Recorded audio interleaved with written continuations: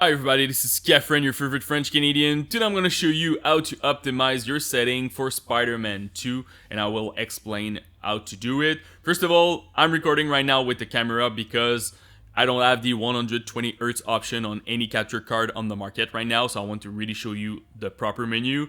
I have some issues with some focus because the way I record my my TV with my camera, but anyway, it should be fine. So first of all, we're gonna go to the setting of your PS5. Let's go to screen. So I'm gonna click here for the focus. First thing that I recommend to do is look at your video input over here, and you want to make sure something. So first of all, if you know if your monitor or TV is compatible with 120Hz, make sure right now that you have 4K resolution, VRR on, and 120Hz compatible already at on. So this is the first thing that you need to do. After that, we're gonna go to your PS5 parameter. Resolution, make sure that it's at automatic. You don't really care. You can put 4K if you want to force it, but normally you don't have any issue with it. VR, make sure also that you're running automatic. 120Hz output, make sure also it's at automatic. And really important, you need an HDMI 2.1 on your TV or monitor to run 4K 120Hz. And also your TV or monitor needs to be compatible with this resolution and also this amount of Hertz.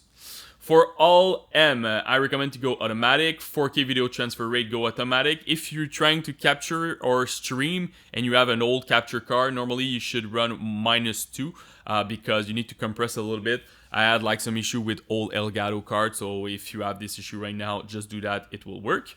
For HDR, I recommend to use on when supported.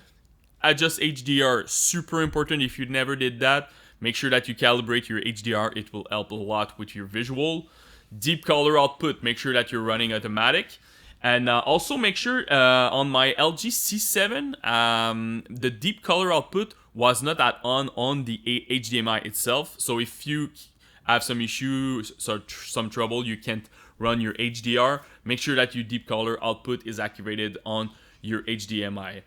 And RGB range, that's pretty much it. Stay at recommended. So after that, we're gonna go to the game.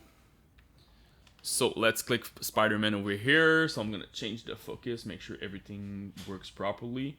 So now in the game. So first of all, graphics mode, you have two different parameters over there. You have performance and fidelity. And I'm not gonna give you my ultimate recommendation for graphic mode. We're gonna talk to everything else, and after that I will give you my recommendation. But the basic is, if you're running performance, normally you will run at 60 FPS between 1080p and 2K. If you run fidelity, you will run at 30 FPS between 2K and 4K with your resolution. It will be dynamic.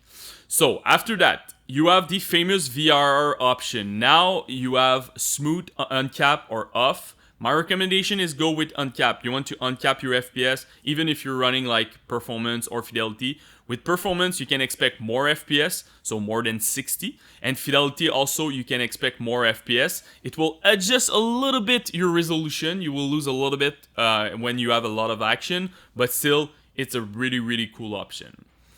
The third option is your display mode, the amount of Hertz. So if you have all those options, VRR plus 120Hz display mode, I really recommend to go with auto, put your VRR at uncap, and go with fidelity. Because fidelity plus 120Hz, you're running the game at 40 FPS, not 30.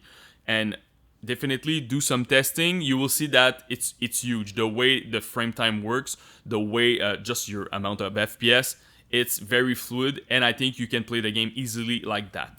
But when you combine it with VRR, you uncap now your FPS. So a lot of time you're gonna run it at 50, 60 FPS. So that's a really, really good combination. If you don't have the 120Hz option and even the VRR, I recommend just to go with performance mode and just go with that with the 60 FPS, because anyway, performance mode is pretty good. You're getting some ray tracing, not as complete than the one from fidelity. And you have a couple of changes, some density sometimes with the population is walking in like some big space. The air is more simplified on performance mode, but honestly when you're playing the game, it's not that bad if you compare it with fidelity. But if your TV or your monitor have all the different options, VRR, 120 Hz, I really recommend to go with fidelity, uncap, and auto. And it's pretty amazing. You're getting some crazy graphics and you're running the game at 50, 60. You're gonna feel some dips. I'm gonna tell you, when you have a lot of action, you're gonna feel it, but still, I think it's the best way to play the game.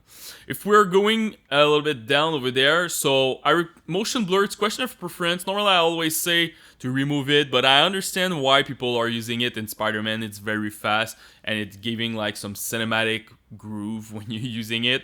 So if you want to use it, you can use it. Film grain, pretty much the same thing. I'm not a big fan of it. I want like a crystal clear image, so that's why I'm putting my film grain at 0.